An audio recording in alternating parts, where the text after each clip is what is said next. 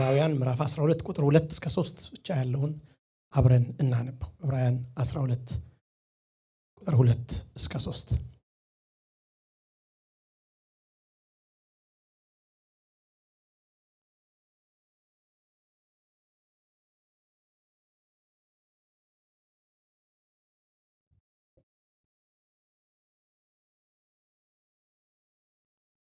የእምነታችንን ጀማሪና ፍጹም አድራጊ የሆነውን ኢየሱስን እንመልከት። እርሱ በፊቱ ስላለው ደስታ መስቀሉን ታግሶ የመስቀሉንም ውርደት ንቆ በእግዚአብሔር ዙፋን ቀኝ ተቀምጧል። እንግዲህ ዝላችሁ ተስፋ እንዳትቆርጡ ከኃጢአተኞች የደረሰበትን እንዲህ ያለውን ተቃውሞ የታገሰውን እርሱን አስቡ። እንጸልይ።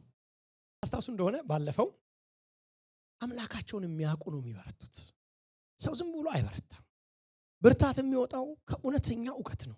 ሰይጣን ውሸተኛ ዕውቀት እየሰጠ ነው የሚያደክመን። መድከምም ዕውቀት ነው ታውቃላችሁ። የዕውቀቱ አይነት ነው እንጂ የሚለያየው። አንድ ሰው የሚደክመው በዕውቀት ነው ታውቃላችሁ። አድካሚ ዕውቀት ከተሞላ በኋላ ይደክማል ሰው። አንድ ሰው የሚበረታው አበርቺ ዕውቀት ሲገባበት ነው። ስለዚህ የሚያበረታን ዕውቀት ምንድነው በሚል ተነስተን ከዳንኤል ነበር የጀመርነው። በዛ በክፋት እንኳን ዘመን ላይ አምላካቸውን የሚያውቁ ይበረታሉ ብሎ ነበር። ዕብራውያን ላይ ቀጥለን ተመለከትን። በነፍሳችሁ ዝላችሁ እንዳትደክሙ ከኃጢአተኞች በደረሰበት እንዲህ ባለ መቃወም የጸናውን አስቡ ብለን ነበር። ኢየሱስ ክርስቶስ በብዙ ተቃውሞ ውስጥ ነው ያለፈው፣ ግን በረታ። ምን አለ? ጸና። የእግዚአብሔር ኃይል የእግዚአብሔር ጸጋ በክርስቶስ ኢየሱስ መስቀልና ዋጋ መክፈል ውስጥ ተገለጠ። ምንድነው ምክንያቱ ስትሉ ያንን ያደረገበትን ምክንያት ስንመለከት አባቱን ስለሚያውቅ ነው። ደጋግሞ ይል ነበር በመከራ አምላኬን አባቴን አውቀዋለሁ፣ እኔ ሞቼ አልቀርም እነሳለሁ ይል ነበር። ያ ዕውቀት ነበር በዛ ውስጥ ያሳለፈው። እናንተም እሱን አስባችሁ በርቱ ብለን ባለፈው ተነጋግረን ነበር። ባለፈው በጣም ብዙ ጊዜ ያጠፋ ነው የኢየሱስ ክርስቶስ አመጣጥ ላይ ነበር። ታስታውሳላችሁ እንዴት አይነት አመጣጥ እንደመጣ ከምን አይነት ባዶነት እንደጀመረ ነበር ያሳየዋችሁ። እና አወላለዱን አይተናል። ከምን አይነት ሴት እንደተወለደ፣ ከምን አይነት ቤተሰብ እንደወጣ፣ ቤተሰቡ ይሰራው የነበረው የሥራ ዘርፍ ራሱ በጊዜው እንዴት የተናቀ እንደነበረ፣ በምን አይነት ረሃብ ውስጥ እንዳለፈ ያስተማራቸው ትምህርቶች ራሱ ብዙ ረሃብ የተጠቀሰባቸው፣ ረሃብን ዝም ብሎ በሌክቸር ሌቭል እያስተማረ ሳይሆን የራሱን ረሃብ ሁሉ ኤክስፔሪየንስ እንዳረገ በጣም አይተን ተመልክተን ነበረ ማለት ነው። ዛሬ ትንሽ እንድናይ የምፈልገው እንግዲህ ኔክስት ዊክ ትንሳኤው ላይ አሳያችኋለሁ። ዛሬ ትንሳኤ በፈረንጅ እንትን የምትሉ ሰዎች ካላችሁ እናንተ መስቀሉም ትንሳኤውም ደስታችን ነው ለኛ ታውቃላችሁ። መስቀሉ ማልቀሻ፣ ትንሳኤው መደሰቻ አይደለም። መስቀሉ የኛ የድል ሰፈር ስለሆነ ማለት ነው። ስለዚህ እሱን ነው ዛሬ ማሳያችሁ። ኔክስት ዊክ ደግሞ ትንሳኤው ላይ አተኩሬ አሳያችኋለሁ ማለት ነው።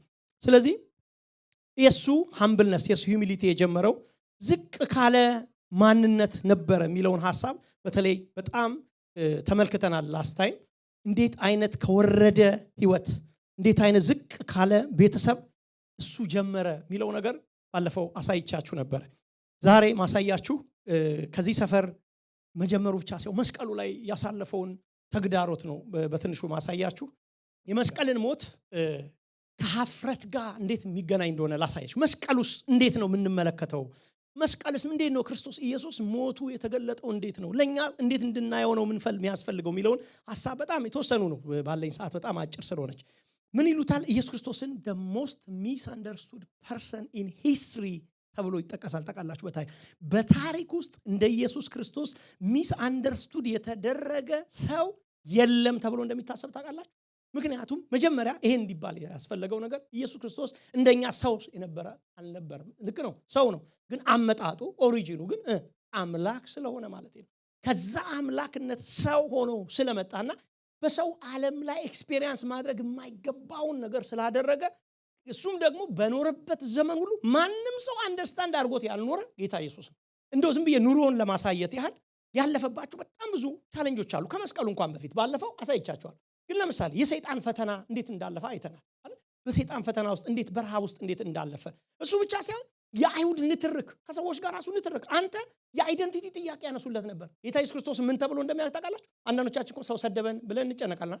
ጌታ ኢየሱስ ክርስቶስ ምን ብሎ የተሰደበ ይመስላችኋል? አንተ የተወለድከው ከዝሙት ነው ተብሎ እንደተሰደበ ታውቃላችሁ?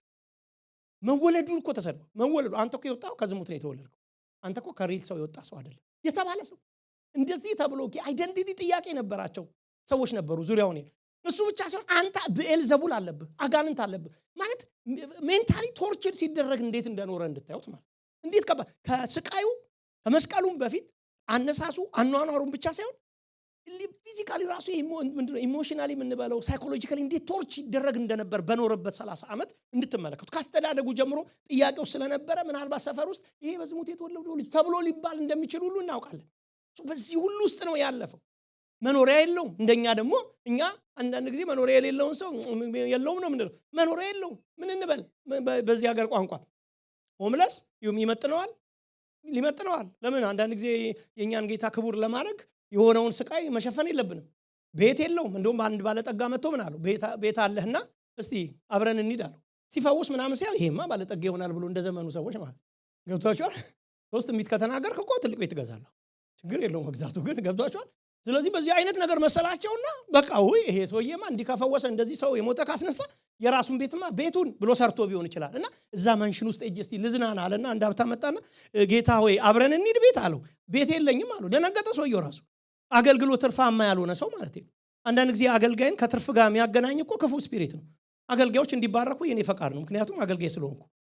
እንዴ ምን ሆናችኋል እናንተ ሰዎች? እንዳልባረክ ብዬ ለምንድን ነው ማወራው? ግን እውነቱን ካልን ግን ትርፍን አስበን ግን አናገለግልም። እኛ ትርፍን አስቦ የሆነ ነገርን አስቦ ክብርን አስቦ ማገልገል ግን እውነቱን ከሆነ እንደውም ያላገለገሉም ገና ወደፊት ወደ አገልግሎት የምትመጡም ካላችሁ ያው ሶም ስለሚመለከት ኦንላይን ላይ ካላችሁ አያዋጣም። ቀድሜ ይደርሽ ልንገራችሁ እውነቱን አሜን በሉ። አያዋጣም። የሚያዋጣው ከመስቀል አንጻር እንጂ ከምሰሩት ቪዥን አንጻር እንጂ ውስጣችሁ ካለ እንጂ ከኤክስተርናል ነገር በንጽህና ከኖራችሁ አያዋጣም። ገብቷችኋል ማለት ነው። ስለዚህ ኢየሱስ ክርስቶስም ከፈውሱ አንጻር ካደረጋቸው ታምራቶች አንጻር አላዋጣው። የሚያዋጣ ኑሮ አይደለም የኖረው። ቤት የለኝም አለ ሰውየው። እያዘነ ተመለሰ ይላል። ወይ እኔ እኮ ቤት ያለ መስሎኝ ብሎ እያዘነ ተመለሰ ይላል። ጎጆ አላቸው የሰማይ ወፎች፣ የምድር አራዊቶች ምን አላቸው? ማረፊያ ቦታ አላቸው፣ ጉድጓድ አላቸው ብሎ ሰማይ ወፋ እንኳን የምድር አራዊት እንኳን ያላቸው ነገር ፕሪቪሌጅ ሊሆኑበትን ነገር እኔ የለኝም ማለቱ በጣም ያሳዝን ታሪክ ነው። ኢየሱስ ክርስቶስ ያለፈው በዚህ ውስጥ ነበር። አንድ መጽሐፍ ላይ ሳነብ አንዳንድ ጊዜ ኢየሱስ ክርስቶስ በጣም በአገልግሎት ብዛት ይደክመው ስለነበረ ሰዎችን አገልግሎ የዘመኑን ለመጨረስ ይፈልግ ስለነበረ በትንሽ ጀልባ ላይ ብዙ ጊዜ በመተኛት ያሳልፍ ነበር ይባላል። የመተኛው ቦታ ምናልባት ጀልባው ሳይሆን ቀርም ይባላል። በጣም ምቹ ባልሆነች ታንኳ ላይ በዛች ላይ የተኛ አንዳንድ የተኛ ተብሎ የተጠቀሰውባቸው ቦታ ታምራት ያደረገ ቢሆንም ብዙ ጊዜውን ግን ሊያሳልፍ የሚችል የመኝታ ቦታው እንኳን ጀልባ ሊሆን እንደሚችል ይናገራል። ሌላ ብቻ ሳይሆን አንዳንዴ ሰው ሁሉ አይመንባችሁ፣ ቤተሰባችሁ ባያምናባችሁ ከባድ። አሁን እኔ በጣም በአገልግሎትም ብርታትም የሆነ ምንድን ነው በሉ ኢትዮጵያ እውነቴን ነው የምነግራችሁ። ለምን በሉ እናንተው ጌታ ይባርክ ብላችሁ እሷ ስትወጣ እንዲህ ብትነጅሰኝ በቃ ዳጂ አልችለውም። እውነቴን እኮ ነው የምናገር። ብርታት ወጥተህ የኔ አንበሳ በርታልኝ እንዳንተ አይነት ፕሪቸር የለም ትላለች አንዳንዴ። አሜን በሉ ወገናችሁ። በጣም ቁም እውነቴን እኮ ነው የምነግራችሁ። እኔ ዝም ብሎ ሄክ ስላልሆነ ነው አንተ እኮ አንደኛ ነህ ትለኛለች። ኧረ አንዳንዶቹንም ግድል ስጪ አንዳንዴ ተይ አይ የለም ትላለች። በቃ እንደዚህ አይነት በቃ አሜን በሉ ሚስቶች እንደዛ ነው እሺ የሚባል ባትሆኑም እያላችሁ ነው የሚባል። ኢየሱስ ክርስቶስ ግን የገዛ ቤተሰቡም አልተቀበለውም ይላል። አልተቀበለውም ቤተሰቡ ምን ይላል እንደው በጣም ከሚገርመኝ ነገር የገዛ ቤተሰቦቹ እንኳን አላመኑበትም ነበር ይላል ዮሐንስ 7:5 ቤተሰብ ካላመነብህ ማን ያምንብሃል? ቤተሰብ ካላመን እሱ ብቻ ሳይሆን እኔ ከሚገርመኝ ቃል ማርቆስ 8:21 ላይ የራሱ ቤተሰብ አንድ ቀን በጣም እየፈወሰ እያስተማረ እኔ እግዚአብሔር ነኝ ያለ ሲዞር አንድ ቀን ገመድ ይዘው መጡ እንደሚል ታውቃላችሁ። ለምንድን ነው ይዘው የመጡት? እንደው ያው እቺን ቃል ብዙዎቻችን እንደማናነባ ስላሰብኩ ለምንድን ነው አብዷል ብለው ያበደ መስሏቸው ገመድ ይዘው መጡ። ልጃቸው አብዷል ተብሎ ስማቸው እንትን ሰራ አስረው ሊወስዱት። አበሻ ናቸው እንዴ ነኝ ሰዎች? ተመሳሳይ ነን። በደንብ ነው የሚገባለኛ። ምክንያቱም አሁን እዚህ ሀገር ለምሳሌ አብዷል ብለው ገመድ ይዘው መጡ ብትሉ ግራ ያጋባሽ። ገመድ ምን ሊያረግ መጣ? እኛ ግን ገመድ ይገባል። አስረው ሊያስቀምጡት ቤት እንዲህ እግዚአብሔር ልጅ ከሰማይ ወርዶ በምድር መጥቶ አብዷል ተብሎ ገመድ ተይዞበት የሚመጣ እሱ ማለት በእነኚህ ሁሉ ውስጥ አንደርስቱር ሳይደረግ አንደርስታንድ በማልተደረገበት ወራት ሁሉ ጸንቶ ቆመ። የማንንም ድጋፍ ሳይፈልግ ጸንቶ ቆመ። ወገኖች የሚገርም ታሪክ ነው። መስቀል ውስጥ ግን ከዛ ባሻገር ግን መስቀል ነች the climax of የሱ ሰፈሪንግ መስቀል ነው የሚባለው እንጂ ሰፈሪንግ የህይወቱ ምዕራፍ አጠቃላይ ሰፈሪንግ ውስጥ ነው ያለፈው። መስቀል ግን በጣም ምናልባት ያቺ ፒን ፖይንቷ መስቀል ነች። እሷን ትንሽ ላሳያችሁ። የመስቀል ሞት በጊዜው በጣም የአፍረት ሞት ነበር። መስቀልን ብዙ ጊዜ እኛ የምናገናኘው አንገት ላይ አድርገነው ነው፣ ምናምን አሁን መስቀል ያደረጋችሁ ሰዎች ነገር ይታየኛል። አንዳንድ መስቀል ነው ጆሮ ላይ አንገት ላይ አይደል እንዴ በቃ ይዘነው እንሄዳለን መንገድ ላይ። በጊዜው እንደዚህ አልነበረም። የእውነት የዛሬ 2000 ዓመት የኖሩ ሰዎች መተው እዚህ መስቀል እንደዚህ አክብረ ነው ቢያው ሊደነግጡ ይችላል። መስቀል ከኮዙ አንፃር ለምን ከሚለው አንፃር ክርስቲያን ስለተረዳው ነው እንጂ በጌጥነት ሌብል የሚይዘው በጊዜው ጌጥ አልነበረም። በጣም አፍረት ነበር። የሞቱ ቅጣት አልነበረም። በጊዜው ከባድ የሚያደርገው የመስቀልን ሞት መሞቱ አልነበረም። ኢቭን ስቃዩም አልነበረም ብቻ አልነበረም። ስቃዩንም አሳያቸዋል። ስቃዩ ብቻ አልነበረም። ግን የሚገርማችሁ አፍረት በተለይ ደግሞ የድሮ ዘመን የነበረው ያ ዓለም ደግሞ ይሄ ሼም የሚባል ይሄ አሁን እኛ ሀገር ምንድነው አንዳንድ ሰዎች የሆነ ነገር ልጄ ክርስቲያን ከምትሆን እኔ ማቃቸው ሰዎች አሉ ልጄ ጴንጤ ሆነሽ ከምባል በቲኔጀር ሆና ወልዳ ትምጣ ያሉኝ ሰዎች አሉ። ለምንድን ነው ሰው ምን ይለኛል ነው ምንም ሌላ ነገር ነው። ይሄ ሼም ምናምን የሚባለው ካልቸር እኛ ጋር ይገባናል። ገባች? በዛም ጊዜ ላይ ሰው ከእፍረት ከሚባለው ነገር ከሚመጣበት ቢሞት ይቀላል። በዛም ዘመን የነበረው ሰው በዛ ውስጥ ሁሉ አፍረት በጣም በሚጠላበት ዘመን አፍረት የሚባለው ነገር በጣም እንደተከናነበ ታኪተስ የሚባል አንድ የሮም በጣም የሚታወቅ ታሪክ ጻፊ ስለ መስቀል እንደዚህ ብሎ ጻፈ። የመስቀል ሞት የቅጣት ሞት ብቻ አልነበረም። የመስቀል ሞት የሰውየውን ሰብአዊ መብት እና ክብር በአደባባይ በመክፈፍ ተሰቃዩን ማዋረድ ነው ብሎ ጻፈ። ሰው መብትን መክፈፍ ከዛ ተሰቃዩ የሚሰቃየውን በመስቀል ያለው ሰው ማዋረድ ነው ብሎ መስቀል እኛ እንደምናስበው እዚህ ጋር ተሸፋፍኖ አይደለም። ይሄ ከተወሰነ ዓመት በኋላ እንዴት ይሄንን በዚህ መስል እናሳያለን ጌታችንን ተብሎ የተሳለ ስዕል ነው። መስቀል ግልድም አገንድሙ መስቀል ላይ የተሰቀለው ያ ኦሪጂናሉ የመስቀል ሰው ግን ራቁቱን ነው የሞተው። በዛ መስቀል ላይ ራቁቱን እርቃኑን እንደሞተ እንድታውቁ እንፈልግ። ያ ራሱ ምን አይነት ሼም እንደሆነ ለአንድ ሰው እንዴት ከባድ እንደሆነ ማሰብ በጣም ቀላል ነው ማለት ነው። ራቁታቸውን ያንጠለጥሏቸው ነበር። እሱ ብቻ ሳይሆን የተሰቀሉ ሰዎች ከተሰቀሉበት ቦታ ላይ ገላቸው እንኳን ረጅም ሰዓት ስለሚቆይ እኛ የምናውቀው ኢየሱስ ክርስቶስ ከመስቀል አውርዶ ቀበሩት ነው። ብዙዎቹ ግን ምክንያቱም ያ አንድ ባለጠጋ መጥቶ እባክህ በአይሁድ ሕግ አይደር ስለምናም ብሎ ስላለ እንጂ አብዛኞቹ በመስቀል የሚሰቀሉ ሰዎች በጊዜው አይወርዱም እና በመጨረሻ ምንድነው የሚሆኑት እንትን ይበላቸው ነበር ይባላል። በዛው በተሰቀሉበት ቦታ ላይ ሰውነታቸው ራሱ ገና ሃይሞቱ ራሱ እንትን የሚበሉ ነገሮች መተው ይሄ ጉንዳኑ ምኑ ይበላቸውና በቁም ተሰቃይተው ነበር ፋይናሊ የሚሞቱት። እንደዛ ነው። በኢየሱስ ክርስቶስም ያንን ኤክስፒሪየንስ አድርጓል። ፋይናሊ ነው እንትን ሰንበት ከመግባቱ በፊት እባክህ ሬሳውን ልውሰድ ብሎ ማቲያስ ወስዶ ባይቀብረው ኖሮ ያይሆን ነበር። ግን ደግሞ መነሳትም ስለነበረበት ለኢየሱስ ክርስቶስ ያ እንደሆነ እንመለከታለን ማለት ነው። የሚሰቅሉ ሰዎች የሚገርማችሁ ነገር በጣም ወፍራሞች በጣም ለመግረፍ አቅም ያላቸው ተመርጠው ገራፊ ተብሎ የሚጠሩ ሰዎች ነበሩ። ለመግረፍ እንኳን በዛን ሰዓት ላይ ይመለመሩ የነበሩ። የመስቀል ሞት ወዳጆቼ ወይ በዛን ዘመን ለነበሩ ሰዎች የባሪያዎች ሞት ተብሎ ነበር የሚጠራው። የመስቀል ሞት ኤኒባዲ የሚሞትበት አንድ ሮማይ አይሞትም። ምንድነው አንድ ሮማይ በጣም የመጨረሻ ፍርዱ ምን ሊሆን ይችላል ብታውቁሃል? አንገቱን ነው የሚቆረጠው። ምክንያቱም ፈጣን ስለሆነ የክብር ሞት ነው ይሻላል። ፖል የሞተበት ሞት ይሻላል ምክንያቱም ፈጣን ስለሆነ። ይሄኛው በጣም ራቁቱ በመስቀል አሰቃይታችሁ ለረጅም ሰዓት ነው አሳያችኋለሁ ስቃዩን። በዛ ሌቭል ነው ማለት ነው የተሰቃዩ። ስለዚህ የባሪያዎች ሞት ተብሎ ይጠራ ነበር። አንድ ሰው ተሰቅሎ ሞቶ ካያችሁ ማን ነው ማለት ነው? ባሪያ ነው ማለት ነው። በዚህ ነው የባሪያን መልክ ይዞ በምስሉም እንደ ሰው ተገኝቶ የሚለው የነገረን ባርነትን ከመስቀል ጋር አገናኝቶ ፊልጵስዩስ መልእክት የነገረን በዛን ሰዓት ላይ መስቀል ላይ የሚወጣው ባሪያ ስለነበር አንድ ሰው ዝም ብሎ የሮማ ዜጋ ያለው ሰው መስቀል ላይ ማንጠልጠል አትችሉም ስለነበረ ማለት ኢየሱስ ክርስቶስም የመስቀሉን ሞት ሲያይ ማንም ወደኔ የሚመጣ ቢኖር መስቀሉን ይሸከም ብሎ ሲናገር ወደዚህ ሂሚሊየት ወደሚደረግ ወደዚህ ሼምፉል ወደ ሆነ ላይፍ መጠራት ነው ክርስትና። እኔ አንዳንድ ጊዜ ይገርመኛል። እኛ መብታችን አይጠበቅም እንዴ ስንል ዓለም ላይ እየኖርን መብታችን አይጠበቅም እንዴ ምናምን ይላል አንድ ክርስቲያን። እኛ የመብት ዓለም ላይ አይደለም ያለነው እውነቱን ከሆነ ማለት ነው። በመጽሐፍ ቅዱስ ላይ የትኞቹ መብታችን ብለው አያውቁም። ልክ ነው የምንችለውን ያህል መሄድ እንደ ጳውሎስ መከራከር አይገፋም። ይግባኝ ማለት አይከፋም። ግን ዲፕ ኢንሳይድ ካያችሁ ግን የምንኖርበት ዓለም እኛን ቢገፋን ጌታን የገፋ ዓለም ስለሆነ ትክክል መሆኑ። ዓለም ቢጠላችሁ አትደነቁ፣ እኔን ከእናንተ በፊት ጠልቶኛል ብሏል ጌታ።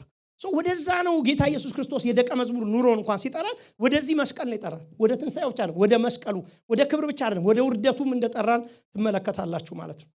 በጣም የሚገርማችሁ በመስቀል ላይ የሚሞቱ ሰዎች መዋረዳቸው ብቻ መሰቃየታቸው ብቻ ሳይሆን መጨረሻ ላይ አይቀበሩም ነበር። ሬሳቸው ለአውሬ ነበር እንጂ የሚሰጠው አይቀበሩም ነበር። በጣም አሳፋሪ ከመሆኑም ብቻ ሳይሆን እርጉም ነው ተብሎ በአይሁድም ካልቸር እርጉም ነው ታውቃላችሁ። ለምሳሌ ዘዳግም 21 ላይ በእንጨት ላይ የተሰቀለ በእግዚአብሔር ዘንድ የተረገመ ነውና ሬሳው በእንጨት ላይ አይደር። ስሙ ነገር ግን አምላክ እግዚአብሔር ርስት አድርጎ የሰጠህን ምድር እንዳታረክስ በእርግጥ በዚያው ቀን ቅበረው ይላል። እና ሲቀበር ኖርማል እንደዚህ አይደለም። አንዳንዶቹ እንዳይቀበር ጭራሽ ነው በአይሁድ ሕግ ነው ያሳዩዋችሁ። አንዳንዶቹ እንዳይቀበር አርቀው ከከተማ ውጪ በጣም አርቀው ነበረ ይጥሉ የነበረው። በጊዜው አርቀው ነበር ይቀብሩ የነበረው። በዛን ጊዜ ላይ አናቴማ ምንድነው ይሄ በአረበኛ ሐራም ሲባል ሰምታችኋል። ሐራም ማለት የተረገመ ማለት ነው። የተረገመ ነው ያ ሰውየው ራሱ ሬሳው ምንድነው ሐራም ነው፣ አትነኩትም። ለምን እርጉም ነው፣ ቤታችሁ እርግማን ይዛችሁ መምጣት አትፈልጉ። ስለዚህ መስቀል ላይ የሞተውን ሰው ማንም ሰው ማየው እንደተረገመ ሰውዬ ነው ማየው፣ እግዚአብሔር እንደቀጣው ሰውዬ ነው ማየው። ለዚህ ነው እኛም እንደተረገመ በእግዚአብሔር እንደተቀጠፈ ቁጥር ነው ያለው ኢሳይያስ። ስለዚህ ነው አያችሁ እርጉም ነው ብላችሁ ስለምታስቡ ሰው እዛ ላይም ተቀምጦ እርጉም ነው ብሎ ነው የሚያስበው የሚያየው ሰው። በዚህ አይነት ስቃይ ውስጥ ነበረ። አይሁድም ምድሪቱን ያቆሽሻል ብሎ ስለሚያምኑ ከከተማ ውጪ ነበር። ኢቭን ልንገራችሁ እኔ እንኳን ሞቶ አይደለም መስቀሉ ራሱ ከከተማ ውጪ ነው ታውቃላችሁ። ለምንድን ነው ከከተማ ውጪ የሆነው? ከተማ እንዳይረክስ ነው። ደሙ እንዳይንጠባጠብ ከተማ ውስጥ የተረገመ ደም እንዳይንጠባጠብ ስለኛ እርግማን ሆነ የሚለው ቃል ይሄንን ነው የሚያሳየው። እነሱ ይሄን ስለሚያምኑ ማለት ነው። መስቀል ሞት ግን የሀፍረት ምቻ ሞት አይደለም ወዳጆቼ። ትንሽ ልሰዳችሁ ወደ መስቀሉ። ይሄ አይደንቲቲያችን ስለሆነ እንዳይጨንቃችሁ። ይሄ የሆነውን ጌታ የሆነውን ማወቅ በጣም ስለሚጠቅመን ማለት ነው። የስቃይ ሞትም ነበረ። የመጀመሪያ የምትመለከቱት የሚሰቀለው ሰው በብዙ ማንገላታት ይያዛል። ሉቃስ 22 የሚነግረን እርሱ ነው። እርሱም ገና እየተነጋገረ ሳለ ብዙ ሰዎች መጡ ይላል። ከ12ቱ አንዱ ይሁዳ የተባለው ሰው ይመራቸው ነበር። ሊስማሙም ወደ ኢየሱስ ተጠጋ። ኢየሱስ ግን ይሁዳ ሆይ የሰው ልጅ በመሳም አሳልፈህ ትሰጣለህ አለው። በኢየሱስ ዙሪያ የነበሩ ሰዎች ሁኔታውን ተመልክተው ጌታ በሰይፍ እንምታቸው አሉት። ከእርሱም አንዱ የሊቀ ካህኑን አገልጋይ ጆሮ መጥቶ ቆረጠው። ኢየሱስ ግን ተው፣ እዚህ ድረስም ፍቀዱ አለ። የሰውየውንም ጆሮ ዳሰሰው። ከዚያም ኢየሱስ ሊይዙት የመጡትን የካህናት አለቆች፣ የቤተ መቅደስ ሽማግሌዎች እንዲህ አላቸው፣ ወንበዴ እንደሚያሰው ሰይፍ ቆመጥ ይዛችሁ መጣችሁ። በየዕለቱ በቤተ መቅደስ ከእናንተ ጋር በነበርኩ ጊዜ እጃችሁን አላነሳችሁብኝም። ይህ ግን የጨለማ የነገሰበት ጊዜያችሁ ነው አለ ጌታ ኢየሱስ። ታስታውሳላችሁ ብዙ ጊዜ ምን ይል ነበር?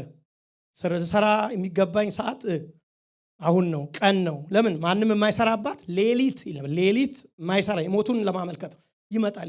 ስለዚህ እንደምትመለከቱ በምስሉ ላይ በገመድ ተይዞ በሰንሰለት ታስሮ በወታደሮች ተይዞ እንደዚህ አይደለም። ይሄ እኛ እንደምናስበው ሰር ምናምን ብሎ ይዞ የወራንደራ ሬስ ተብሎ እንደሚሄድ ሰው ያታስቡ።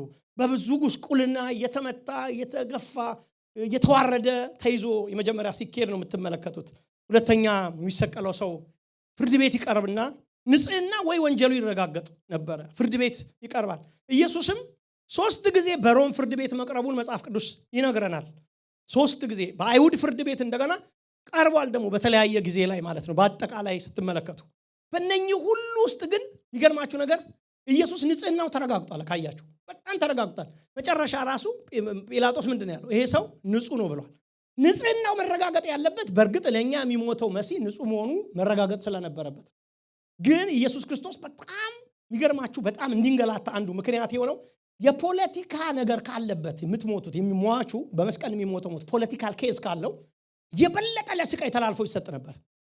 ኢቨን በኢንጀስቲስ ለመስቀል ይሰጥ ነበር። ለምሳሌ አንዳንድ ጊዜ ኢየሱስ ክርስቶስ ለመስቀል ላይ ሰጡት እንዴ? በጊዜው ላይ ሮም ምንድን እንትን አልነበረች እንዴ? የነጻነት ሀገር አልነበረች? ኖ ሮማውያኖች ኢየሱስ ክርስቶስ ላይ የያዙበት ነገር አለ። ምን ሮማ ፓክስ ሮማና የሚባል አንድ እንትን አላቸው። የሮም ሰላም ምን ማለት ነው? ባጭሩ አንተ ሰላምን የሮምን ሰላም ካወቅ ብትጣፋ ይቀላቸዋል። እነሱ አይፈልጉም። እነሱ የራሳቸውን ሰው እንኳን ይገላሉ። እነሱ ለምንድነው ዓለምን ስለተቆጣጠሩና በሰላም ነው እናስተዳድር ብሎ ስለሚያስቡ በሰላም ይመጣ አይፈልጉም። ኢየሱስ ደግሞ ምንድነው አንዱ የተከሰሰበት ሰላም ይነሳል ነው። ስለዚህ ለሮም ምንድነው ኢየሱስ ስትሬት ነው። ለአይሁድስ ደግሞ ፖለቲካል ነው። ለአይሁድም ደግሞ የአይሁድ የሸንጎ አለቆች ምናምን ደግሞ ኢየሱስን ፖለቲካሊ የሚያዩት ደግሞ ሮንግ ሰው አድርገው ነው የሚያዩት። መቅደሱን የሚያፈርስ ሰውዬ፣ የአይሁድን እምነት የሚያበላሽ ሰውዬ፣ ራሱን ንጉስ ነኝ ብሎ የሚል ሰውዬ። የሁለቱም ምን ኢንተረስት ነው ኢየሱስ ቦጫጭቆ ኢየሱስን መጨረስ ማለት ለነሱ ፖለቲካሊ በጣም አዋጪ ነገር ስለነበረ ምንም የሚራራ አልነበረም። በጊዜው ላይ ገብቷቸው ይግባኝ ለዚህ የምትሉበት ጊዜ አልነበረም እና በዛ ስቃይ ውስጥ ነበር። እሱ ብቻ ሳይሆን አስከፊ በሆነ መንገድ እንዲገረፍ ይደረግ ነበር። ተሰቃይ አስከፊ በሆነ ጊዜ አይሁድ ታውቃላችሁ 39 ጊዜ ነው የሚገርፉት። ግን ይሄ ማለት ግን 39 ጊዜ ብቻ ነው ማለት አይደለም። ሮማውያኖች ለግርፊያቸው አይሁድ 39 ጊዜ ነው የሚገርፉት።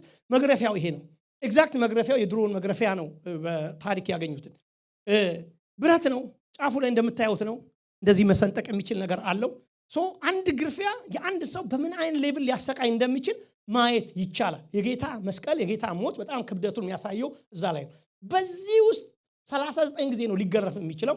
ሮማውያን ለመግረፍ ገደብ አልነበራቸው። ሮማውያን የግርፊያ ገደብ አልነበራቸው። የሚችሉትን ያህል ነው የሚገርፉት። ምን ተብሎ ነው የሚጠራው? ፖል ታስታውሱ እንደሆነ 5 ጊዜ 39 ይቆጥሩና 5 ለምን በአይሁድ ስለሆነ እሱ 5 39 ይቆጥሩና 5 እያለ 5 ጊዜ 39 ተገረፍኩ ብሎናል። በጣም ከባድ ነው የፖል እንኳን ግርፊያ። የኢየሱስ ክርስቶስ ግርፊያ ምናልባት ሊሚትለስ ነው ተብሎ ይታሰባል። ምክንያቱም በነበረበት ጊዜ ለመገረፍ በቀረበበት ጊዜ ሁሉ በግርፊያ ውስጥ እንዳለፈ መረዳት እንችላለን። ስለዚህ በጣም በጣም በጣም ፔንፉል ነው። መጀመሪያ ከተያዘባት ቀን ከዛች ከሐሙስ ቀኑ ጀምሮ መጀመሪያ በማንገላታት ነው። ምግብ አትበሉ ባልበላበት ሁኔታ ውስጥ ነው ያለው። ከዛ በኋላ በዛ ሁሉ ውስጥ at any time በኢንጀስቲስ ነው። ማንም ሊመታው በሚችል ሁኔታ ውስጥ ነው። አሁን ደግሞ ለፍርድ ከቀረበ በኋላ ደግሞ በቀጥታ ይገረፍ የሚለው ነገር ሲመጣ በዚህ በጣም ደጋግሞ እንደተገረፈ እንመለከታለን። ከዛ በኋላ መስቀሉን ተሸክሞ ወደ መሰቀያው ቦታ እንዲሄድ ይደረግ ነበር። የተገረፈው ሰው በብዙ ፍርድ እየተንገላታ በላብ ውስጥ ተጠምቆ በደም ተጨማልቆ ራቁቱን በመስቀል ላይ እንዲንጠለጠል ይደረግ ነበር።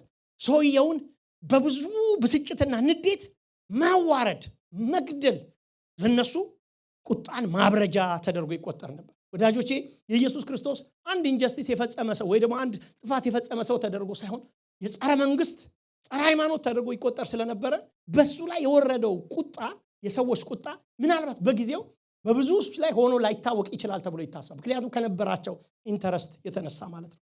መስቀል ተሸክሞ ይሄድ ነበር። ብዙ ጊዜ እንደዚህ ነው የምናየው። ታሪክ ግን የሚነግረን እንዲህ አይነት እንጨት አልነበረም የሚሸከሙት። ቢሙን ነበር፣ ይሄ ዋናው ረጅሙን እንጨት ነበር ተሸክሞ ይሄዱ የነበረው። ያኛው ተሰቃዩ የሚቀጥለው እንጨት እዛው መስቀሉ ቦታ ነበር የሚጠብቀው። ሚስማር ተዘጋጅቶ ይጠብቃል። ይሄ ፓቲቤለም አይ ቲንክ አልተሳሳትኩ የሚባል ስም አለው። ይሄ ሆሪዞንታሉ ማለት ነው። እና እዛ ድረስ ይሄድ ነበር። ዮሐንስ 19:17 የሚነግረን ኢየሱስም የራሱን መስቀል ተሸክሞ እንደነበር ይነግረናል። በጣም የሚገርማችሁ ይሄ መስቀል በጣም ቀላል እንዳይመስላችሁ በፓውንድ ዝም ብዬ ሰርች ለማድረግ ሞክሬያለሁ። ምናልባት 130 ምናምን ፓውንድ ሊመዝን የሚችል እንደሆነ ይታሰባል። ለዚህ ነው በብዙ ላብ ውስጥ በብዙ ደም ውስጥ በብዙ ድካም ውስጥ ባለመብላት ውስጥ በስቃይ ውስጥ ስለነበር በግርፋት ስላለፈ ያንን መስቀል ተሸክሞ ሲሄድ ስላቃተው ነው። ኢየሱስ ስላቃተው እንጂ አይቻልም። የሌላ ሰው መስቀል ሌላ ሰው እንዲሸከም አይደረግም። ስላቃተው መውደቅ መነሳ ስለሆነ እንዲረዳው አንዱን ሰውዬ የቀሬናውን ስምዖን እርዳ ተብሎ የታሰበው አቅቶት ነው መሄድ ስላልተቻለ እንጂ ኢየሱስ ክርስቶስ መስቀሉን ተሸክሞ እንዲሄድ ተገርዶ ነበር ማለት ነው። ስለዚህ ወዳጆቼ ሆይ በጣም ተጎድቶ ስለነበረ ጌታ ኢየሱስ በጣም ደም ይፈሰው ስለነበረ ላብ ያልበው ስለነበረ ሉቃስ 23:36 የምንመለከተው ስምዖን እንዲሸከምለት ተደረገ። በመጨረሻ ይሄ ወንጀለኛ ተብሎ የተሰየመው ሰው የመስቀል ላይ መሞት አለበት የተባለ ሰው እጆቹንና እግሮቹን ይቸነከር ነበር። ብዙ ጊዜ እጆቻቸው ነው የሚቸነከረው። ይሄ ነው ኦሪጂናል የተገኘው ሮማውያን ሰዎችን የሚሰቅሉበት እንትን መስቀያ ሚስማር። ስለዚህ በወፍራም ሚስማር እጃቸው ይመታ ነበር። ግን በጣም የሚገርማችሁ ነገር ስቃያቸው በጣም ከባድ ከመሆኑ የተነሳ ምክንያቱም እኛ ብዙ ጊዜ የምንለው ድጋፍ ከታችም እግራቸው ይመታና ድጋፍ ይኖራቸዋል ብለን ነው የምናስበው። እንደዛ አልነበረም። ኦሪጂናል እንትኑ በእጃቸው ነበር። ግን ሰውነታቸውን እጃቸው ፉሊ ሲሞቱ መሸከም ስለማይችል በኋላ ነው ድጋፍ የሚመታው ተብሎ ይታሰባል። አንዳንዶች እንደዛ ነው የሚሉት።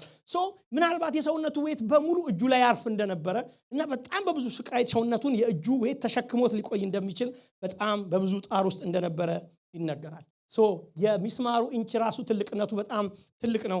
ስለዚህ በዚህ ስቃይ ውስጥ እንዳለፈ ፔኑን ማየት ጥሩ ነው ወዳጆቼ። ሶ ዲፕሬሲንግ ለአንድ እዚህ ላገር ላለ ሰው ይሄን መንገር ግን እንገራችሁ ወዳጆቼ። ጌታዬ ምንድነው የሆነልኝ የሚለውን ስናቅ ነው የተከፈለውን ዋጋ ቫልዩ መስጠት ምንችለው። ኑርልኝ ሲል ልንኖርለት ምንችለው የሆነውን ነገር ስናቅ ነው። አንድ የተሰቃየን ሰውዬ ነገር አይደለም እያየን ያለ ነው። የተሰቃየው አምላኬ ከሰማይ መውረዱን ስናይ ነው ቫልዩ ምን ሰጠው። አንድ ዝም ብሎ ሰውዬ እንዳልሆነ ስናቅ ብቻ ነው ወዳጆቼ።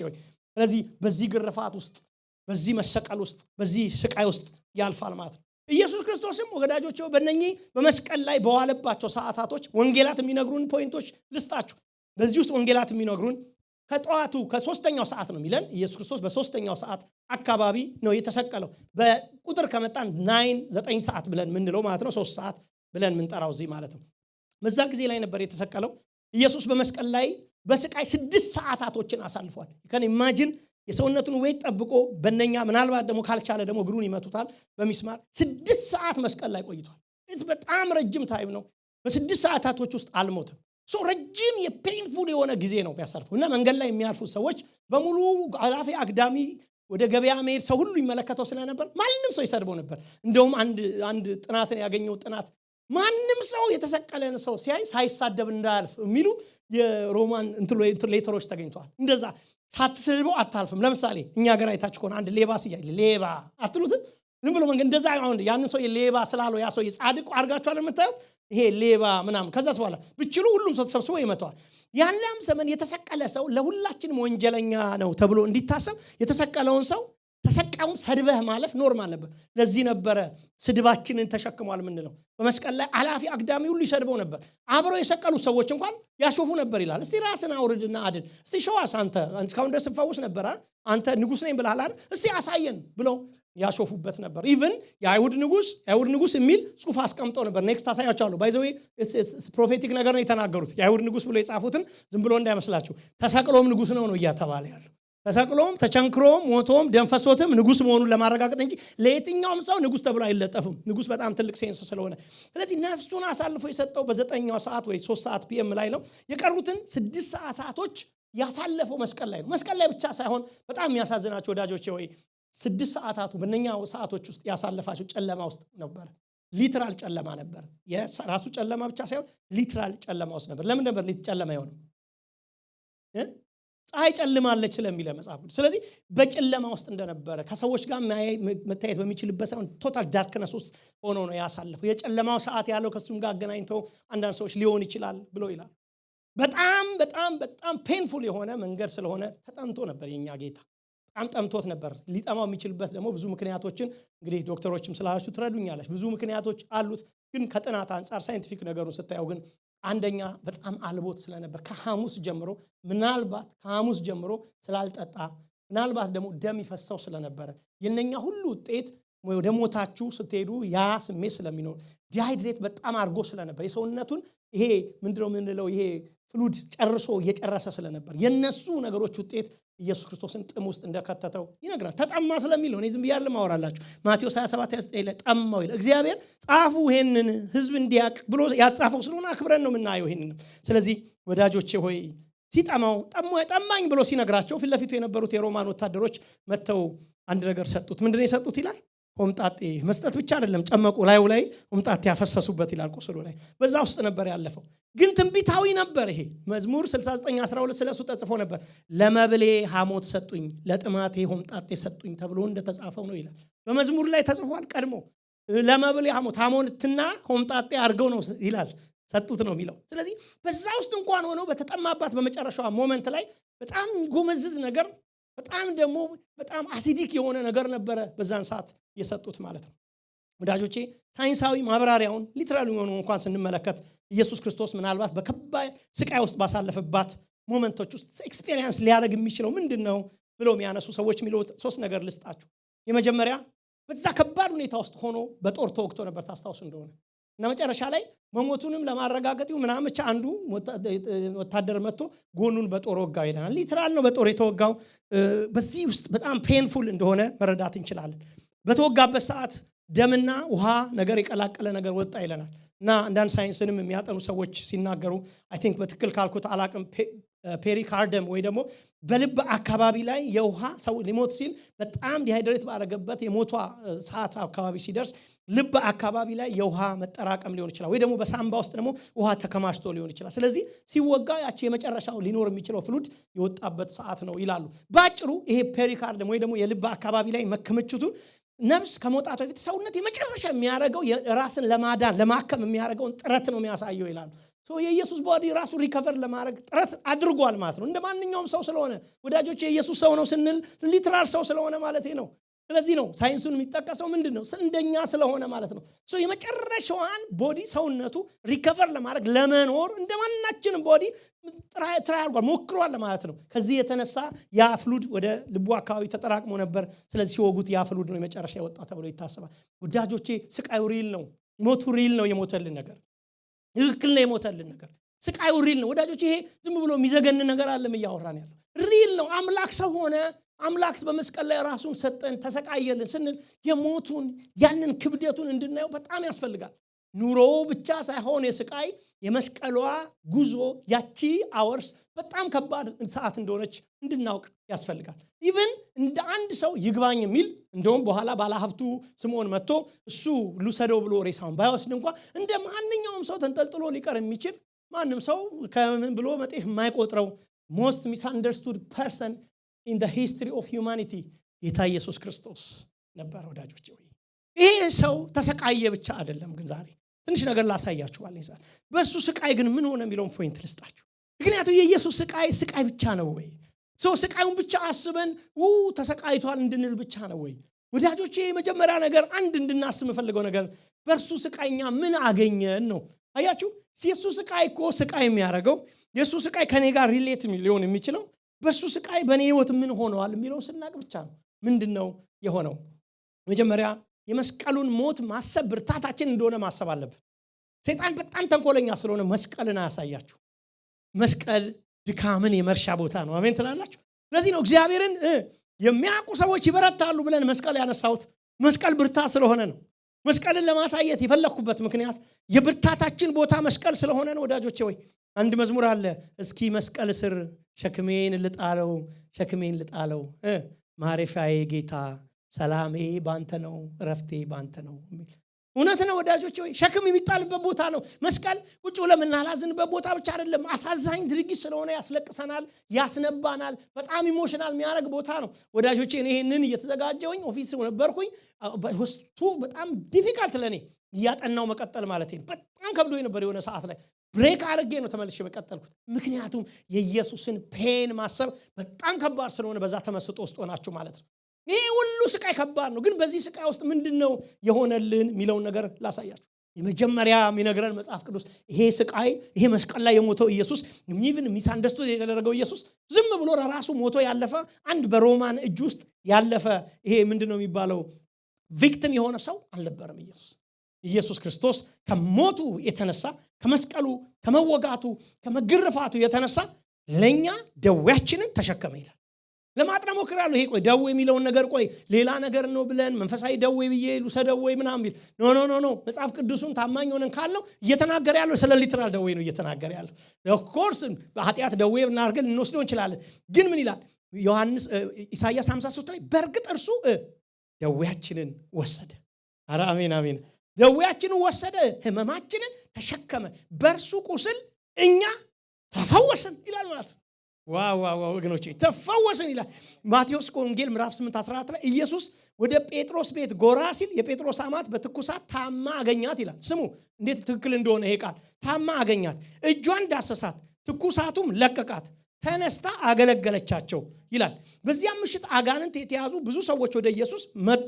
እነርሱም መናፍስት በቃሉ አስወጣ፣ በሽተኞቹን ፈወሰ። በዚያም ይላል በሽተኛ ፈወሰ። ከዛ በዚያም እንዲህ ብሎ የተነገረው ትንቢት ተፈጸመ፣ እርሱ ደዌያችንን ተሸከመ ህመማችንስ ተቀበለ የሚለው ቃል ተፈጸመ ይላል። ስለዚህ ስለምንድን ነው ያወራው? ሊትራል ፔን ማለት ነው። ስለ ሊትራል ህመም ነው የሚያወራው ማለት ነው። መስቀል ወዳጆቼ ወይ የታመመ ሰው የሚመጣበት ስፍራ ነው ማለት ነው። መስቀል በሽተኛ የሚመጣበት ስፍራ ነው። መስቀል የቆሰለ ሰው የሚመጣበት ስፍራ ነው። ዶክተር ተስፋ የለህም ያለ ሰው የሚመጣበት ስፍራ መስቀል ነው ወዳጆቼ ወይ። አይላችሁ ሲበቃልን ግራ ሲገባን ሰይጣን የወጋ ነገር ይሄ ነገር ሊጨርስ ነው ሲል የምንመጣበት ቦታ ነው መስቀል። የምንፈወስበት ስፍራ ነው መስቀል ወዳጆቼ። በክርስትና ህይወት ውስጥ ፈውስ የለም የሚባለው አስተሳሰብ በጣም የተሳሳተ ነው። ምክንያቱም የኢየሱስ ሞት አንዱ ለሰው ልጆች ያመጣው ነገር ምንድነው? ፈውስ። ስለዚህ ነው ጌታ ኢየሱስ ክርስቶስ ለሐዋርያቱ ስልጣን በሰጠበት ጊዜ ምን አላቸው? አጋንንትን አውጡ፣ በሽተኛንስ ፈውስ። ኧረ አሜን አሜን። ፈውስ አለ የሚል ሰው አለ? እኔ አምናለሁ ወዳጆቼ ወይ አሜን አሜን አሜን። እግዚአብሔር በሚቀጥሉ ዘመናት ፈውስን እንዲያመጣ እንጸልያለን። አሜን። ሰዎች እንዲፈወሱ ወዳጆች ፎስ ሊትራል ስለሆነ የተሰጠን ስለሆነ እግዚአብሔር የሰጠን ስለሆነ ይሄ ማለት ሰዎች ታመን አንሄድም ማለት አይደለም። ስለሚገባችሁ አንታመም እያልኩ አይደለም፣ ስለምታውቁ ነው። በተረፈ ግን በህመማችን መካከል ግን የሰራዊት አምላክ እግዚአብሔር እኛን ለመፈወስ ሲል ልጁን ያያል፣ መስቀሉን ያያል። ጌታ ሆይ አሞኛል ወጋኝ ስትሉት ውጋትን የሚያውቅ ጌታ መስቀል ላይ ውሎልናል። አቤት ወዳጆች ስሙ ይባረክ።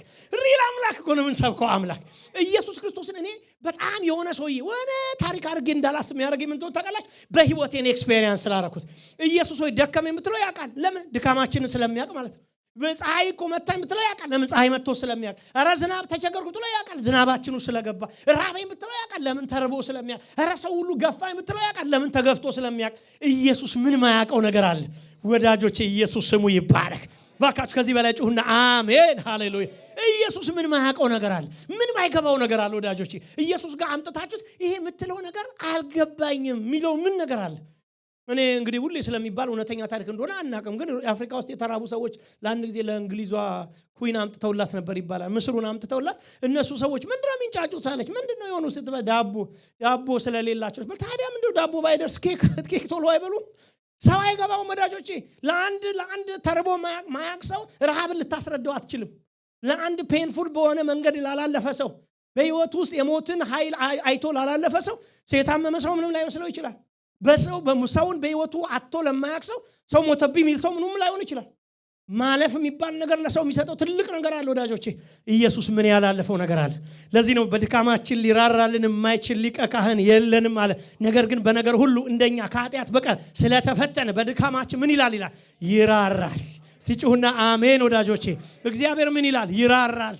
ለምን? እግዚአብሔር ለኛ መራራቱ የምታዩት መስቀል ላይ ሄዱ ክንጭረብሮ አድርጎ ሲመታው እግዚአብሔር ወገኖች ዝም አለ። ብዙ ጊዜ ላይ እግዚአብሔርን ፊቱን አዞረበት ምንለው፣ እግዚአብሔር በቃ ተጸይፎት ነው ምናምን እንላለን። ሁለት ነገሮች ነው የሚነሱት። እግዚአብሔር ኢየሱስን አባቱ ተጸየፈው። እንደም ወንድም ጳውሎስ ፈቃዱ በጻፈው መጽሐፍ ላይ ያዩት ነበር። ለዚህ የሚጠቅም ስለሆነ ለምንድን ነበር መስቀል ላይ ፊቱን ያዞረው ለሚለው ሁለት ምክንያቶችን ሰጥቶናል። የመጀመሪያው ምክንያት መስቀል ላይ ፊቱን ያዞረው ለሰው ልጆች ኃጢአት ስለነበረበት ነው። የመጀመሪያው ሁላችንም የምናውቀው። ሁለተኛው ግን so painful that እሱ ልጁን መስቀል ላይ ማየቱ በጣም ነበር። ማን ነው ልጁ መስቀል ላይ ስቃይ ላይ ሲገረፍ በዚህ ማየት የሚችል ሰው? ማምጣት ነው ወደ ራሳችን። እግዚአብሔር አንድያ ልጁን እስኪሰጥ ድረስ የሚለው ቃል ሊትራሊ አንድ እናትና አባት ለልጁ ያለው ስሜት ስለነበረው ኢየሱስ ክርስቶስን እዛ መስቀል ላይ ሲቸነከር እግዚአብሔር ያንን ፔን አብሮን ተካፍሎ ነበር። ስለዚህ ኢየሱስ የሚገባው መንፈስ ቅዱስ የማይገባው፣ ኢየሱስ የሚገባው ስለተሰቀለ እግዚአብሔር አብ የማይገባው አድርጋችሁ አትውሰዱ። እግዚአብሔር አብ ፔናችንን ተካፈለ። እንዴት? ልጁን መስቀል ላይ ሲመታ ሲያዩ፣ ሲሰቀል ሲያዩ፣ ሲወጋ ሲያዩ ያ ፔን የእግዚአብሔር ፔን ነበር፣ የአብ ፔን ነበር፣ የመንፈስ ቅዱስ ፔን ነበር። ወዳጆቼ በዚህ ሁሉ ውስጥ መንፈስ ቅዱስ ሆይ ራበኝ ብትለው ያውቃል። መንፈስ ቅዱስ ሆይ ጠማኝ ስትለው ያውቃል። መንፈስ ቅዱስ ሆይ ታመምኩ ስትለው ያውቃል። ለምን? በኢየሱስ በኩል የነበረውን ፔን ኤክስፔሪየንስ ስላደረገ ማለት ነው። ወዳጆቼ የኛ አምላክ ምን አይነት አምላክ! የአሕዛብ አማልክት እኮ አጋንንቶች ናቸው ለመጻፍ ሲናገር። አይን አላቸው አያዩም። እነሱ ያመልኳቸዋል። አንተ ሆይ አድነኝ ይላሉ። ራሳቸውንም ግን አላዳኑም ይላል። ራሳቸውንም አላተረፉም ይላል። እሱ ብቻ ሳይሆን እውነትንም ስቃይንም ወይ ደግሞ ደስታንም ሐዘንንም አያውቁም ይላል። ዴድ የኛ አምላክ ግን ወዳጆቼ ከሞት የተነሳው ኢየሱስ ስቃያችንን የተመለከተ ኢየሱስ። አረን በርታ። አሜን አሜን አሜን። ወዳጆቼ እስቲ በሉ አጠገብ ያለው ሰው በርታ በርታ፣ አሜን በርቺ በሏት ወዳጆቼ። አንተ ግን ይላል ሁለተኛ ጢሞቴዎስ ምዕራፍ 2 ላይ በክርስቶስ ኢየሱስ ባለው ጸጋ በርታ። ደክም ያለው እኮ አቅም አጣው ኤሉ፣ ደክም ያለው እኮ እግዚአብሔር ሆይ መጸለይ አቃተኝ። አይዞ በርታ። ለምን? በመከራ ውስጥ እኮ ነው ህይወት የሚያልፍ። ቀላል አይደለም አገሩ። እዚች ምድር ላይ ሳልፍ ማልፋቸው ነገሮች ቀላል። አይዞ በርታ። ለምን? እንዳንተ መከራን የተቀበለ ኢቭን ካንተ በላይ መከራን ተቀብሎ በመስቀል ላይ የታገሰ አለ። እሱን አይታት በረታም እንደ ይላል። ኧረ አሜን ወዳጆች ሆይ የሚያበረታ ጸጋ ባካችሁ ይግባባችሁ። የሚያበረታ ማዳን ውስጣችን ይግባ። የሚያበረታ ሰው እንዴት አይበረታ? መስቀል አይቶ ሰው እንዴት መስቀል አይቶ አይበረታም? ኢየሱስ ሊቀ ካህናችን፣ የኛ ሊቀ ካህን መስቀል ላይ ነው መታወቂያ የሆነ ወዳጆች። ምንም የጌታ ናት እንኳን ስናደርግ ምንድነው ምንለው? ሞቱን ትናገራላችሁ። እስቲ በሉት፣ እስቲ ሞቱን በሉ፣ እስቲ ትናገራላችሁ። ዋው አሃ። ስለዚህ እግዚአብሔር ተነሳ ብቻ አይደለም መታወቅ የፈለገው፣ ሞቻለሁ። አያችሁ፣ እርስ በርሳችሁም በሉ ሞቷል ተባባሉ። ይሄ እኮ ነው የሚለው ሞቷል። ለምን ግን ምን ብሏል ደግሞ? ተነስቷል። እሱን እናሳያችኋለሁ በደንብ ነክስ። ሰው በዚህ መካከል ነበር ያለፈው። እሱ ብቻ ሳይሆን መተላለፋችንንም ወሰደ ይላል። ዋው የኔ ጌታ አሜን። ስምህ ይባረክ ኢየሱስ፣ ስምህ ይባረክ ኢየሱስ፣ ስምህ ይባረክ። እድለኛ ነኝ ይሄን መስበክ መቻሌ። እድለኛ ነኝ ስለዚህ ጌታ ለማውራት እድል ማግኘት። ይሄን ምስኪን ልጅ ከአመድ አንስቶኝ ተራ ቦታ የነበረ ልጅ ቤተሰቡ ተስፋ ያላደረገው ልጅ ከአመድ አንስቶ ስለ ኢየሱስ መናገር እንድችል የረዳኝ የኔ ጌታ ስሙ ይባረክ። ወገኖቼ መስቀል ምን አይነት የሚያምር ስፍራ ነው ወዳጆች። እዩት ኢየሱስን መስቀሉ ማማሩ ለተመራመረው ብዙ ነው ሚስት። ሰው ባንሆን ኖሮ ጥሩ ነበር፣ በደንብ ይገባን ነበር። በዚህ ድንኳን ውስጥ ባንሆን ከዚህ በላይ ይገባ ነበር።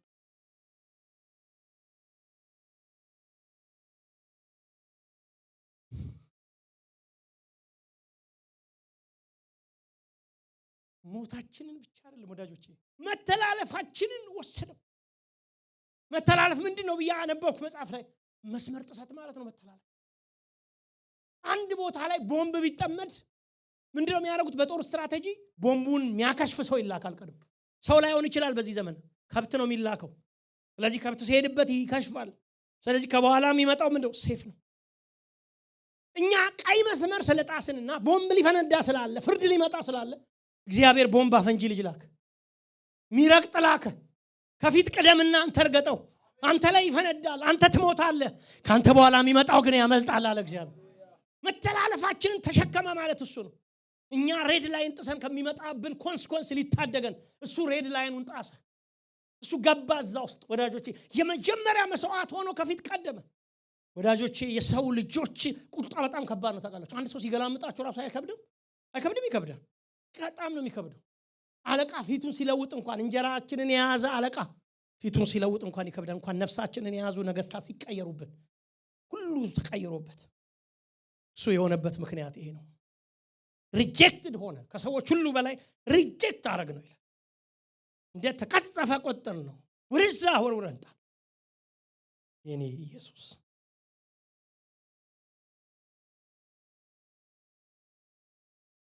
የሱ ሞት የራሱ አልነበር።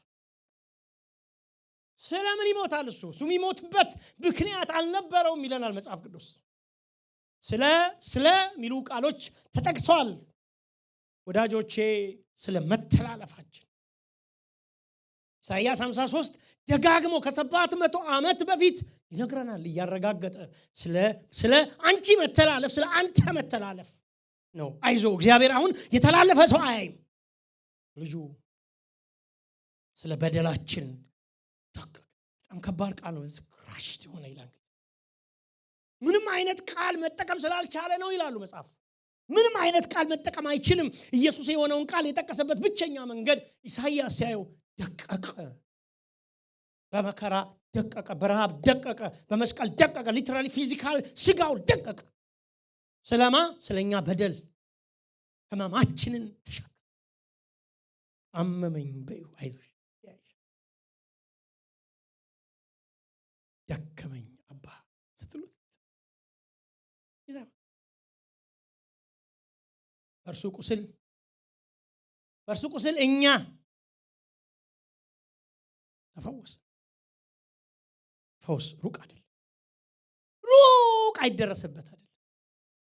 እርሱ ታሞት 53:5 ነገር ግን እሱ ስለመተላለፋችን ተወጋ። እንደውም ዘካርያስ 12 ላይ የሚናገር ቃል በጣም ይገርመኛል። 12:10 ወደ ወጉኝ ወደ እኔ ይመለከታሉ አለ እግዚአብሔር። ዘካርያስ ላይ የተናገረው ቃሉን የተናገረው እግዚአብሔር ነው። እግዚአብሔር ነው የሚለው ቃሉ ላይ ኢየሱስ ብሎ አይጠቅስም። ዘካርያስ ኢየሱስ የሚለው ስለተጠቀሰበትም ክፍል አይደለም። ዘካርያስ ብሉይ ኪዳን ነው። ነገር ግን ብሉይ ኪዳን ላይ ምን አለ? ወደ ወጉኝ ወደ እኔ አለ። እግዚአብሔር እንደሚወጋ አመለከተ። ቀድሞ ሰው የተወጋው ሰው አይደለም፣ እግዚአብሔር ነው የተወጋው። ግን አንድ ቀን ወደ ወጉኝ ወደ እኔ ያያሉ ማለት በምህረት ያያሉ፣ እምራቸዋለሁ አለ እግዚአብሔር። የወጋነውን ማረን፣ የወጋነውን ሰው ይቅራል። ማን ነው? አንዳንድ ሰዎች እኔ ወዳጆቼ ልንገራችሁ፣ ያንጎኜ በሰራው ጥፋት እስካሁን ያልማሩኝ ሰዎች አሉ። እውነቴን ነው። ትንሽ ሆነ የሰራው ጥፋት እንኳን እስካሁን የሚቆጥርብህ ሰው አይምርም ወዳጆቼ። ሰው አይምርም። እሱ ግን ያንን ሰው እስከዛሬ ያልማረው ልጅ ይዞታል። አቤት ምንድነው የዘመርነው ግን? አቤት ይሄ የሆነው ከአባቱ ጋር ሰላም ለማምጣት ነው አለ። ሰላም በእርሱ ላይ የወደቀው ቅጣት ለኛ ሰላም አመጣልን አለ ኢሳይያስ። ሰላም አሁንና እናንተና እኛና እግዚአብሔር መካከል ምን አለ? ሰላም። እግዚአብሔር የጠመደን አድርገን እንዳናስብ ወገኖች። አንዱ የክርስቲያን ቴዎሎጂ ትልቁ ነገር እግዚአብሔር አልጠመደህም። እግዚአብሔር አንቆ ያዘን። ሰይጣን ደግሞ ሁሉ ጊዜ የሆነ መኪና ይሳት ብቻ ጌታ መጥቶ ይግል ይበላል የሆነ ነገር ይምጣል። በቃ ምንም መኪና ነው ሰውየው ጠጥቶ ነው በቃ እንደዛ ማለት ይሻላል ወዳጆች። የሚመጣብን ነገር ሁሉ እግዚአብሔር ጠምዶኝ ነው ብለን እግዚአብሔር የጠመደ እግዚአብሔር ካለ ሊሆን የሚገባው ፍርድ የመኪና መሳት አይደለም፣ የዘላለም ፍርድ ነበር። ከዘላለም ፍርድ ግን ነፃ ከሆነ ከምንም ነፃ ነን። አሜን ትላላችሁ? ስለዚህ በየጊዜው የሆነ እግዚአብሔር የጠመደው ሰው አትዩ። እኔ እግዚአብሔር ይወደኛል። አሜን ትላላችሁ? እግዚአብሔር ይወድሻላችሁ። እግዚአብሔር ይወድሃል። አንተ ጥሪው ነው። ወንጌል ኢቫንጀሊዮን እኮ ይሄ ምን ማለት መሰላችሁ? በአጭር ቃል ነፃ ስጦታ ማለት ነው። ና ጉድ ኒውስ ማለት ነው። ምንድነው ጉድ ኒውሱ? ለኛ ጉድ ኒውስ ሲሆን ለሱ ሞት ነበር። እሱ ሲሰቀል፣ እሱ ሲመታ፣ እሱ ሲወጋ ጉድ ኒውስ አልነበረም። ለኛ ግን የሱ ሞት ምን አመጣል? ጉድ ኒውስ አመጣል። እንኳን ደስ ያለ። አረ አሜን ትላላችሁ? ምንድነው የምንለው በፋሲካ? እንኳን ደስ ያላችሁ። ምን ፋሲካ ነው? ለአንተ ነው ደስታ የሆነው። ለሱ የደስታ ጊዜ አልነበረም ወዳጆች። ከአባቱ ጋር ሰላም አመጣለን። ጥልን በመስቀል ገደለ ይላል ኤፌሶን። ሮሜ ምዕራፍ 5 ላይ እንግዲህ በእምነት ከጸደቅን ከእግዚአብሔር ጋር ሰላም አለን ይላል። ሪኮንሳይልድ ሆነናል ማለት ነው። እግዚአብሔርና እኛ መካከል ጸብ የለም። አሁን የሚወደው ህዝብ አቤት አቤት ወይ ኢትዮጵያ ሆነ።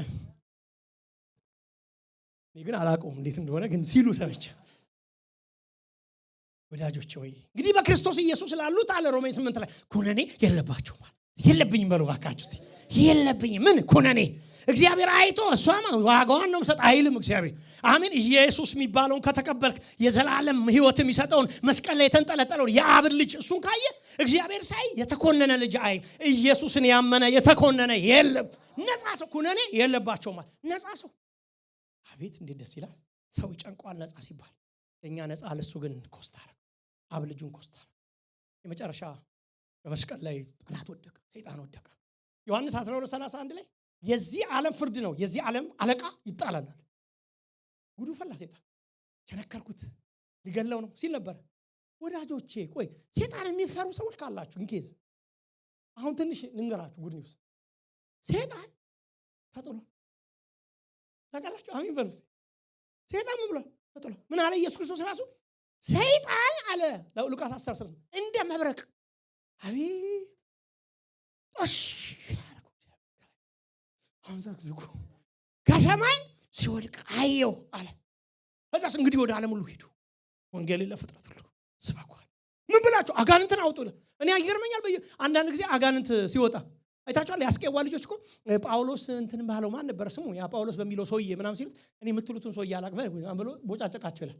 እነ ጳውሎስስ በኢየሱስ ስም እኔ ይገርመኛል። ያጋንንት ሲወጣ እኔ በጣም ከምገረምበት እናንተ ለምዳችሁት ሊሆን ይችላል። እኔ ግን ከሚገርመኝ ነገር አንዱ አጋንንት ነው። ሊትራል አጋንንት ነው እንዳረሱ ሰውዬው አይደለም። እና አንዳንድ ጊዜ ትልቅ ሰውዬ ነው። እኔ አንድ ጊዜ ኦፊስ በኮቪድ ጊዜ አንድ ሰው መጣ ኦፊስ። የለም አይዟችሁ ምንም አታውቁት እንዳትጠረጥሩ። አሁን ደግሞ ጆቴ ረጅም ነው ደግሞ ነገር እንዳትሉ። የለም ሰውዬው እና በጌታ አይደለምና እስቲ ቆይ ብሎ አመጡ። እንዲህ ነው ጎልያድ። ከዛ በኋላ ጋን ስለሆነችው ምን እኔ ማለት እውነቱን ነገራችሁ እንደው እምነት ባይኖር በዛ ሳለ አራው ነበር የምትሉት እንጂ በኢየሱስም አልነበር የምትሉት ፊዚካሊ ማለት ነው። ግን ይሄንንም ሰውዬ ያው ነው በሱ ልክ የመጣ ስፒሪት ይሁን ምንም ይሁን ያው ስም አሜን አሜን። ኢየሱስ ከስሞች ሁሉ በላይ የሆነ ስም ሰጠ። ማን ነው? ኢየሱስ ነው ስሙ ራሱ። ኧረ እባክህ ኢየሱስ በሉ። አሜን ወገኖች። ስሙ ራሱ ኢየሱስ በቃ ኢየሱስ ነው። ምንም ሌላ ነገር የለም። አቤት እስቲ ድገሙ ባካችሁ ኢየሱስ በሉ እስቲ። ይህ ስም እንዲጠራ አይፈልግም ሰይጣን። እስቲ ሂዱና ሃይማኖቶችን ጠይቋቸው እስቲ፣ ውጪ ያሉትን ጠይቋቸው እስቲ። ሌላ ነገር በል እግዚአብሔር ልትል ሞክረ ነው ኢየሱስ በሉ። አይፈልግም። አይ ለምን አትተውም እሱን? ዝም ብለህ እግዚአብሔር በል። ኖ ኢየሱስ እግዚአብሔር ከስም ሁሉ በላይ የሆነ ስም ሰጠው ይላል። ይሄ ስም ደግሞ እግዚአብሔር የሚያውቀው አንድ ስም ነው። ስሙ ኢየሱስ ይባላል። ሰው የሆነ ግን አምላክ የሆነ ስም። አሜን ትላላችሁ? ሃሌሉያ ኢየሱስ። ከዛ በኋላ ምን ሆነ? በኢየሱስም ቁጭ ምን ላርጋል? በኢየሱስም ስንት ናችሁ? ተናገር። በኢየሱስም መቼ ነው ያዝገው? ይናገራል። ሰውየው የሚያክል ሰውዬ ስጨርስ አውጥተህ ስጨርስ የት ነኝ ይላል። መንፈስ እኮ ወድቋል እናንተ። እኛ እኮ ነን ወገኖች። አንድ ጊዜ አንድ ቤት ውስጥ በጣም አጋንንት የምትፈራ እህት ነበረች። እህቶች ያ ወንድሞች ይፈራሉ። እንትን አለ ጤነኛ አይደለም በጣም መፍራት እና እዛ አንድ ቀን አንድ አይጥ ተንኮለኛ አይጥ ያለ መታ ዝም ብላ ታያታለች። ብቻዋን ነች ቤት ውስጥ ሶፋ ላይ ተቀምጣ እዛ ጋር ዝም ብላ ወጣችና ታያለች። አይጧ ራሱ የሚታያት አይመስለኝም ብርሃኑ ዝም ብላ ነው የምታየው። ከዛ ቀስ ብላ ደወለች ለአንዱ ፓስተር አቤት ኧረ እያየኝ ነው መንፈስኩ ታጠሏል እኮ አንተ አለ በሚያውቁ ሁሉ ፊት አመድናል ሲያውቁ ነው። ግን አንዳንድ ቦታ እኮ ታውቃላችሁ እኮ ሰይጣን እኮ አንዳንድ ሰፈር ንጉስ ነው ታውቃላችሁ። አንቱ ተብሎ ነው የሚጠራው። ያወቁ ሰፈር ነው ትራሽ የሆነ ውጣ። ኧረ አሜን አሜን። ስም ተሰጥቶናል። አሜን ትላላችሁ። ግን ከዓለም የሚለየን እስቲ ማን ነው? እስቲ የትኛው ሃይማኖት ላይ ነው እስቲ በዚህ ስም አጋንንት ውጣ የሚል? የለማ፣ አይቻልማ። ሜዲቴሽን ነው የሚያስተምር። ቁጭ ብለን ዓለምን አምጣት ምናምን ይላል። እኔ ወዛ አይደለም። እግዚአብሔር የተመሰገነው የሰጠን አንድ ወንጌል አለ። ስሙ ምን ይባላል? ኢየሱስ ይባላል። ምናል መጽሐፍት ስለኔ ይናገራሉ። ይሄ መጽሐፍ ጨምቃችሁ ውሃ ውስጥ አሳድራችሁ ጠዋት እንደው የሚጻፍ ጽሁፍ ቢኖር ኢየሱስ ነው የሚለው ጽሁፍ ውሃው ራሱ። ለምን? ይሄ መጽሐፍ የሚያወራው ስለ ኢየሱስ ስለሆነ ማለት። ስለዚህ አጋንንት ወደቃል። እኛ ስቃዩን አይተናል። ልክ ነው፣ ተሰቃይቷል፣ ተወግቷል። እውነት ነው። ግን አስናተ ትራጀዲ አይደለም። በሮማ እጅ ተላልፎ የተሰጣለም አንዳንዶች አይሁዶች ያደረጉብን ነገር አይደለም። ኢየሱስ መምጣት ስለነበረበት ነው። አንድ ጊዜ ሄሮድስ መጣና ሄሮድስ ሊገል ይፈልጋል ሲሉት ያችን ቀበሮ አለ ኢየሱስ እኮ ነው ያችን ቀበሮ ሄዱና ሰዓቱ ሳይደርስ ምንም አታረግኝም በላት። ያቃል እኮ ሊሞት ነው የመጣው ሰዓቱ ሲደርስ ነው። አንቺ ቀበሮ ከዛ በፊት ምንም ልታረግኝ አትችልም። የኔ ጌታ ሰዓቱ ሲደርስ ነው የተያዘው። መተው ሊይዙ ሲሉ ራሱ ይሄ የጨለማው ሰዓት ነው አለ። ጊዜያችሁ ስለሆነ ነው ያዙኝ አለ። እንደውም ኃይሉን ለማሳየት ምን አለው? የሊቀ ካህኑን ጆሮ አንዱ መጣና ተቀር ቆረጠው። ጎሽ ጴጥሮስ ነው መሰለኝ። አንዳንዶቻችን ቆሰይ ቆረጠው ለማንኛውም ምትሉ አላችሁ። ይሄ እንኳን ቆረጠው ሽናምብ ብቻ ለማንኛውም። ከዛ ከቆረጠው ላይ ኢየሱስ መጣና መላው አቀቶ ይወሰነ እንዴ? አይ ጴጥሮስ እኔ እኮ አለው ለቤት እኔ አሁን አንተ ሰዋጥቼ መሰለህ የተያዝኩት አለው። ሊትራሊ ቃሉ የሚለው ነው የምነግራችሁ በኔ ነገር። እኔ እኮ አሁን አባቴን ብጠይቀው አለ 1000 ሶፍ መላእክት ይልክልኛል። ለካ መላእክት ነው ቢል ድምጥማጣቸው የሚያጠፉ ሰዎች በፈቃዱ ነው ለካ። እና ጴጥሮስ የወታደር ጥረት መስሎታል።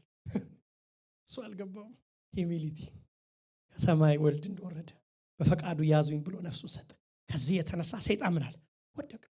ሰይጣን የለም እያልኳችሁ አይደለም። ግን አሁን ምንድነው? ሰይጣን የስሙ አዌይ ነው፣ ሂድስ ብቻ ነው። አሜን ትላላችሁ። ለዚህ ዲያብሎስን በሉ ተቃውሙት ይላል። ሪዚስት ነው የምታረጉት። እንደውም በዳንኤል ላይ እግዚአብሔርን የሚያውቁ ይበረታሉ የሚለው ቃል ምን እንደሚል ታውቃላችሁ? ይቃወሙታል ይላል። መቃወም ብቻ ነው። የዲያብሎስን ሽንገላ ትቃወሙ ዘንድ የእግዚአብሔርን ዕቃ ጦር ልበሱ ነው የሚለው። መልበስ ብቻ ነው፣ መቃወም ብቻ ነው። በተረፈ ሰይጣን ጓዳ ገብቶ ኬስ ሰርቶ ወጣ ብስሉ የሚያበላ የሚመስላችሁ ከሆነ የለም። ቤታችን ደህና ነው። አሜን ትላላችሁ ወይ? የለም ተለቋል። አሜን ትላላችሁ። አንዳንድ ጊዜ እኮ ጉባኤ ስንጀምር ሴንስ ታረጋላችሁ። እኛ ያየን ነበር። የጨለማው ስፒሪት ታውቃላችሁ በአገር ሌቭል ሁሉ ይገዛል ብለናል። ዳንኤል አንብበናል። የግሪኩ መንፈስ ይላል አይደል? መልአክ ነው የተናገረው። የእንትኑ ገዢ ይላል ይኖራል። ግን አራክፈነው ነው የምንጀምረው። አንዳንድ ጊዜ ደግሞ ካንዱ የተቀበለውን አሁን አና ያተረፋቸውን ደግሞ እኔ ትንሽ እሺ ብለ መቀጠል ነው አገልግሎትን። እንደ እንትኖቹ እንደ አብርሃም ማለት ነው። አብርሃም መሰዋቱን ሊያበላሹ አሞራዎች መጥተዋል። እሺ ለመቀጠል ነው። እግዚአብሔር የተመሰገነ ይሁን። ሰይጣን የእሻዌ ነው። በኢየሱስም ሂድ በሉት። አሜን ትላላችሁ። ከቤታችን ይወገድ፣ ከኑሯችን ይወገድ። ኢንፍሉዌንሱ ተጽዕኖ በእኛ ላይ አይሰራም። ስለዚህ ባንቺ ላይ የተሰራው አይከናወንም። ምን በሉት ይባካችሁ። አይከናወንም። ለምን? የኛ ንጉስ ዋጋውን የከፈለልን፣ ቁስላችንን ቁስሉ ያደረገልን፣ ህመማችንን ከኛ ላይ ወሰደልን ኢየሱስ ስሙ ይባረክ። ቆመን እንጸልያለን።